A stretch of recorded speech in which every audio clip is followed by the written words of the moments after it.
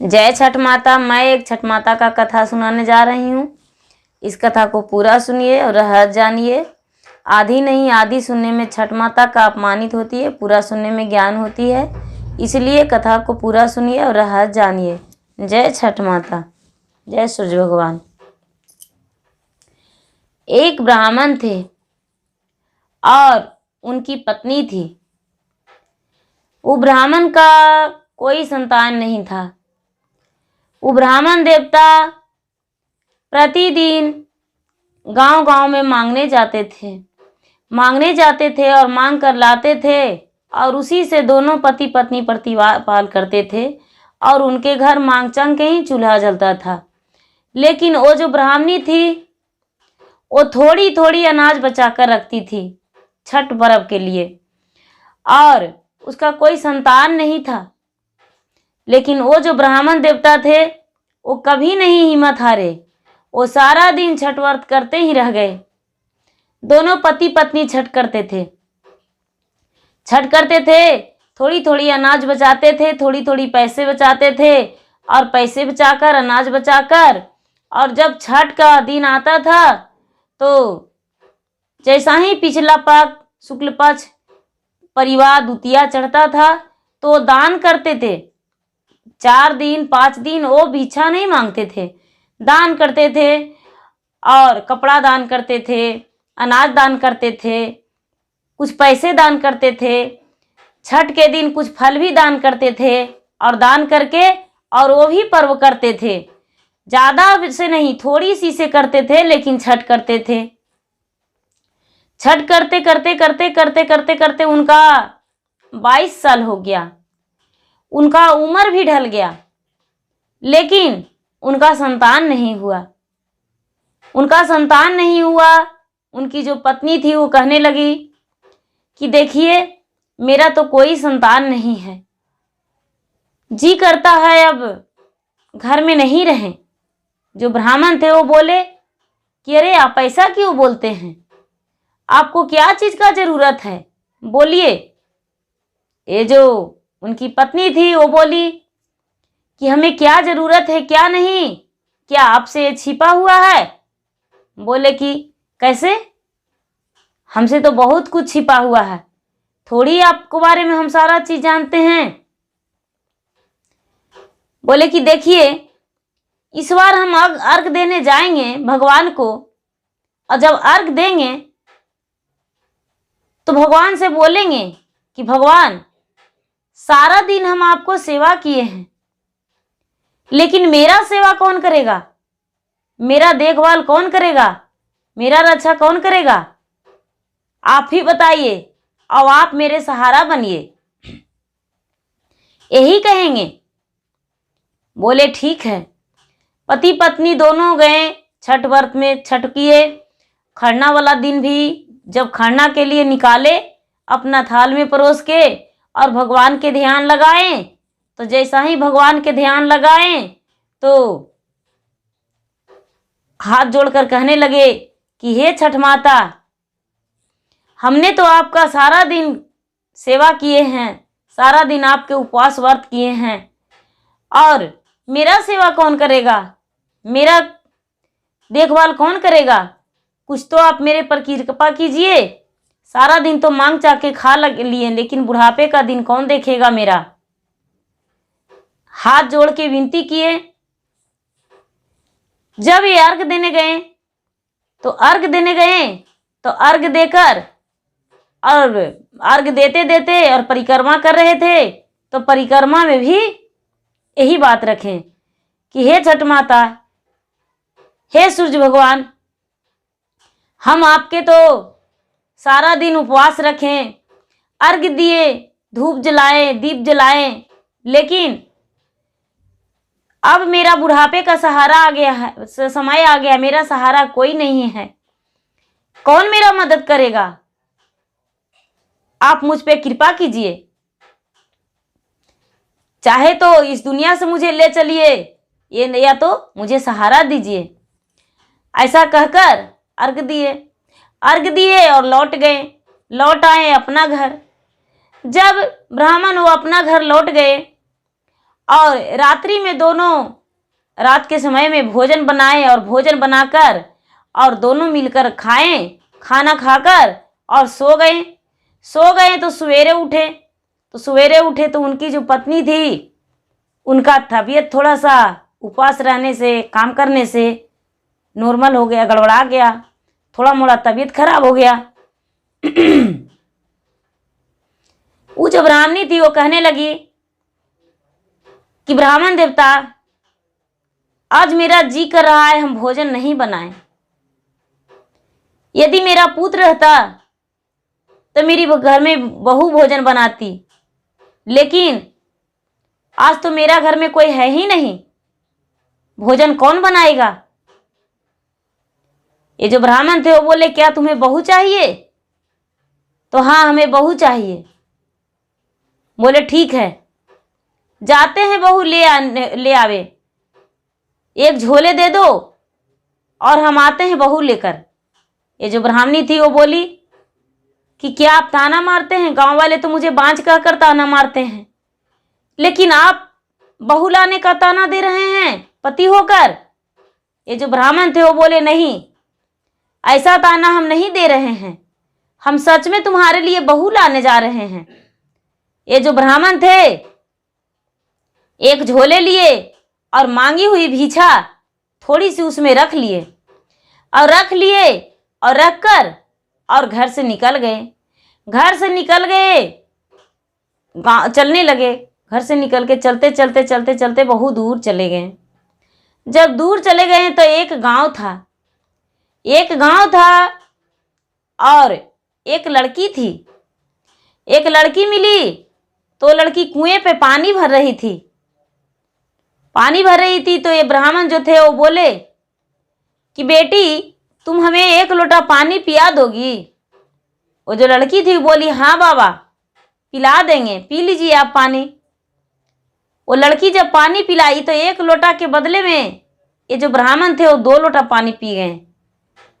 वो जो लड़की थी वो बोली, बाबा आप बहुत भूखे हैं, बहुत सारा पानी पी लिए। बोले, हाँ बेटिया, सुबह से घर से निकले हैं और मेरा जो पेट है बहुत भूखा है, कहाँ खाना खाएंगे, हम किसी के घर में खाना नहीं खाते हैं।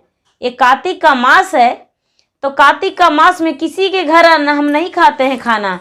हम अपना अनाज लाए हैं, ये अनाज जो मेरा कोई बना के रोटी दे देगा, चावल बना के दे देगा तो हम खा लेंगे, नहीं तो हम किसी के घर का अनाज नहीं खाते हैं। ये लड़की बोली, चलिए मेरे घर, मेरी माँ बना देगी खाना, चलिए। ये जो ब्राह्मण थे उसके साथ चले गए और जाकर उसके दरवाजे पे बैठ गए। तो इसका जो थैली में था ब्राह्मण के, तो जो चावल रखे थे वो हीरा मोती हो गया, जो आटा रखे थे वो आटा रहा।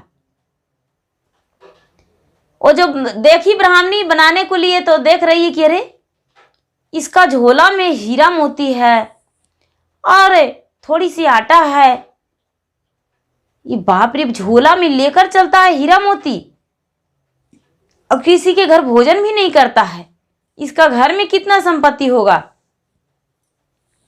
ये जो ब्राह्मणी थी वो बोली कि महाराज, आपके घर में पुत्र कुमार होंगे, आप पुत्र को शादी करिएगा। बोले, हाँ शादी करेंगे, मेरा पुत्र तो है, लेकिन मेरा जो पुत्र है वो काशी मथुरा पढ़ने गया है, अभी पुत्र नहीं है, अभी कैसे शादी कर सकते हैं।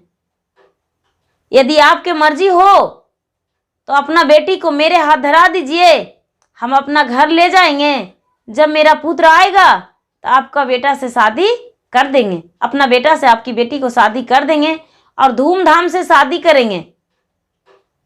ये बोले कि ठीक है, हम आपकी बेटी समझकर अपना बेटी को आपके साथ जाने देते हैं।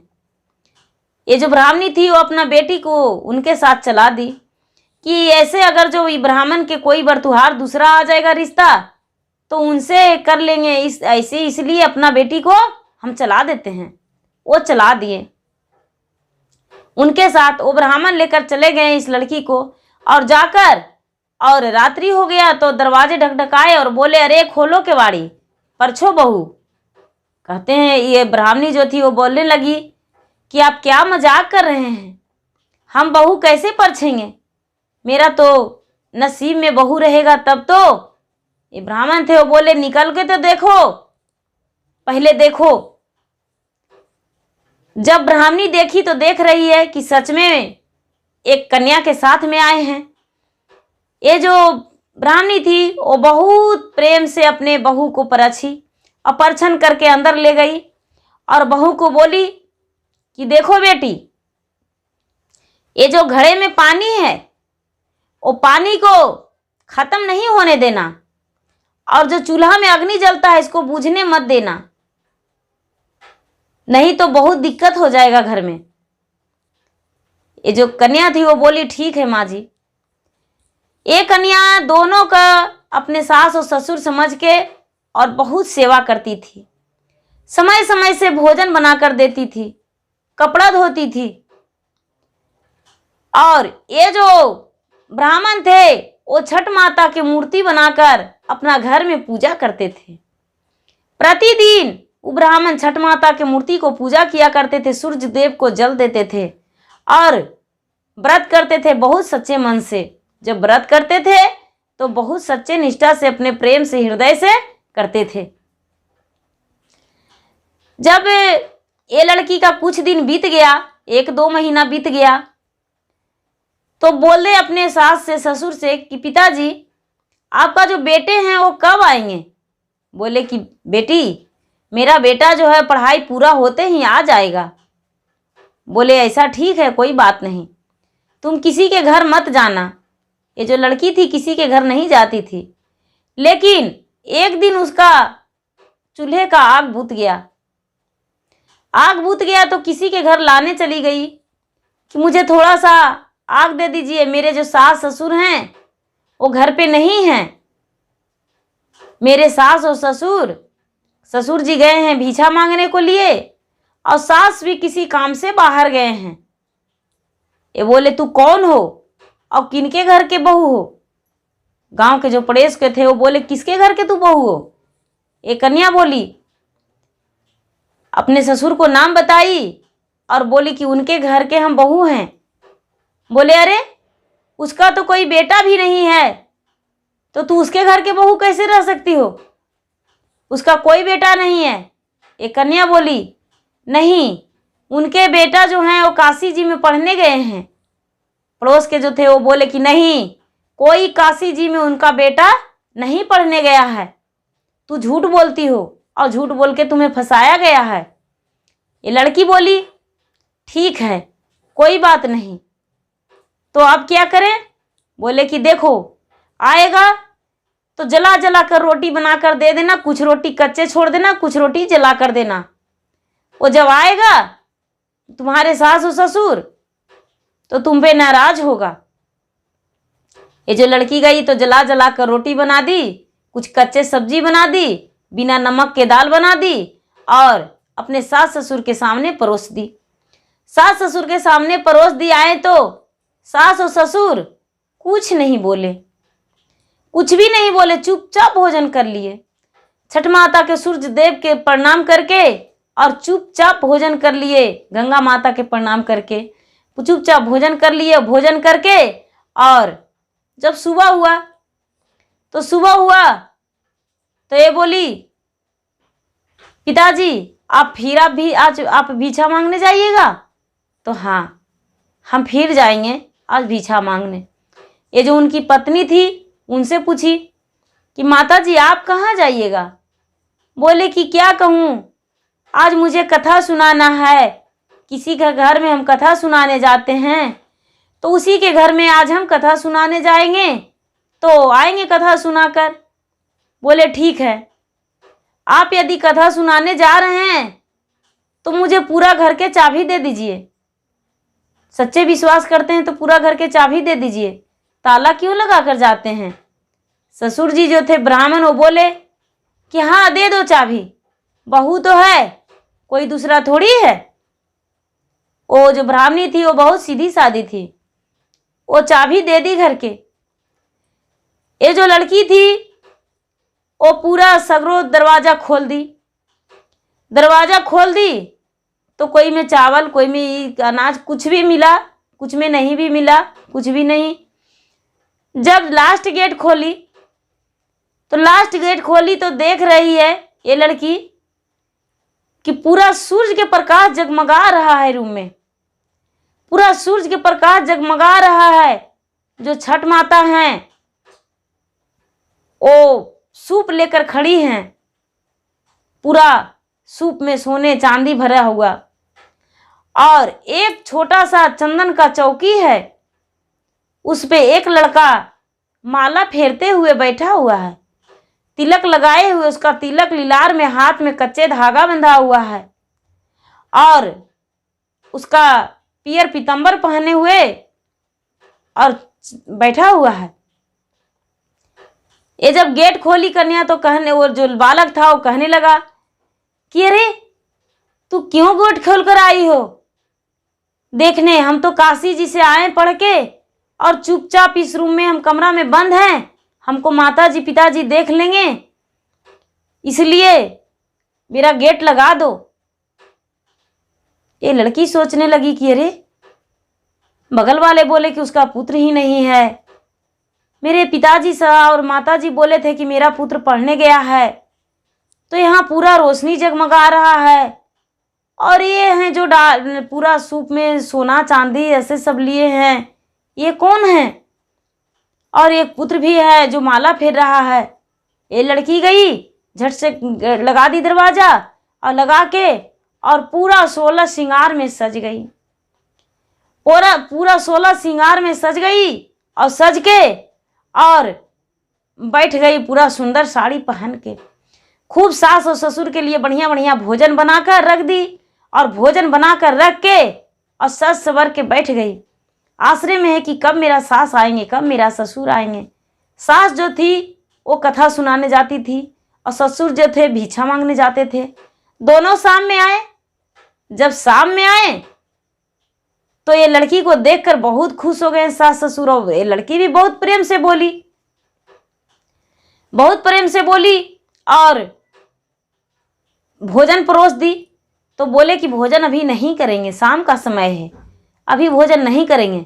अपने सास को हाथ पकड़ ली और बोली कि चलिए माताजी आपको कुछ हम दिखाते हैं। बोले क्या दिखाओगी? हाथ पकड़ कर ले गई और उस कमरे को दरवाजा खोल दी। दरवाजा खोल दी तो कहने लगे कि अरे यहाँ तो माता छठी हैं, सूर्य देव का आसन लगा हुआ है, और एक बालक हैं जो सिंहासन पर बैठे हैं। जो माता और पिता दोनों ब्राह्मण भी गए, जाकर खड़ी हो गए, तो कहने लगे कि आप कौन हैं? बोलिए, आप मेरे घर में जो विराजमान हैं वो कौन है? माता छठी को प्रणाम किए, सूर्य देव को प्रणाम किए, और इस बालक से जवाब पूछने लगे। तो बालक बताए कि हमें सूर्य देव भेजे हैं, माता छठी भेजे हैं, खुद साथ साथ में मुझे पहुंचाने आए हैं कि चलो तुम्हारे ब्राह्मण के घर उनका पुत्र बन के रहना होगा, इसलिए आपको पुत्र बनने के लिए हम आए हैं, आप नहीं स्वीकारेंगे? ये जो ब्राह्मण थे वो बोले कि भला आए हुए लक्ष्मी को कोई लात मारता है? गोद में बैठा हुआ पुत्र को कोई हटाता है? कोई पवन को रोकता है? कोई गंगा को बांधता है बांध? जो हम आपको नहीं मान सकते हैं? मानेंगे, लेकिन यहाँ नहीं। वो क्या किए कि उस लड़का को भी साथ में ले लिए और लड़की को भी ले लिए, और सूर्य माता और छठ माता प्रचंड होकर और गंगा अरार पे गए। गंगा अरार पे गए, और ये जो ब्राह्मण थे वो बोले कि हे सूर्य देव, जिस प्रकार सारा दिन हम आपको अर्घ देते थे, आपको हम ध्यान करते थे, उसी तरह ये गंगा का बंधन बना दीजिए, दोनों का एक कर दीजिए, और ये जो पुत्र है इसका मेरा गोद में दे दीजिए। मुझे पुत्र स्वीकार है, मुझे पुत्र स्वीकार है। क्यों नहीं स्वीकार है? स्वीकार है। ये जो सूर्य महाराज थे वो पवन के बंधन बना दिए और गंगा को गांठ बांध दिए, गंगा को जो था वो देकर और दोनों को एक कर दिए। लड़का लड़की दो जो बरबधू थे दोनों को हाथ में जल देकर और एक कर दिए। और सास ससुर के जो ब्राह्मण थे ब्राह्मण के पीछा लगा दिए और बोले कि लीजिए आपका ये बहू और बेटे हैं, अपना स्वीकार लीजिए। जो आप इतना दिन किए थे कष्ट, उसका कष्ट का फल आपको हम दे रहे हैं। आपका नसीब में तो पुत्र नहीं था, लेकिन अपने शक्ति से आपका किया हुआ कर्तव्य जो है वो कर्तव्य से आपको हम पुत्र दे रहे हैं। आप पुत्रवान होकर और खुश रहिए, अपना खुशी जीवन बिताइए। ऐसा कह के और सूर्य देव वहां से चले गए और माता छठी भी आशीर्वाद देकर चले गए। और ब्राह्मण की पत्नी और उनका बेटे और बहू दोनों घर वापस आ गए और घर वापस आकर अपना सुखी जीवन बिताने लगे। और जो भी अड़ोस पड़ोस थे वो कहने लगे कि अरे ब्राह्मण का तो पुत्र नहीं था, लेकिन पुत्र कैसे हो गया, ये कैसे पुत्र हुआ। ये जो ब्राह्मण थे वो बोले कि देखिए हम सच्चे प्रेम से भगवान सूर्य देव का छठी माता का व्रत किए थे। इस व्रत के लाभ से मुझे माता छठी और सूर्य देव ये पुत्र दिए हैं और उन्हीं की कृपा से मुझे बुढ़ापा का सहारा मिला है। जय छठ माता। जो सच्चे मन से छठ माता का व्रत करती है उसे सब कुछ मनोकामना पूर्ण होती है। जय छठ मैया।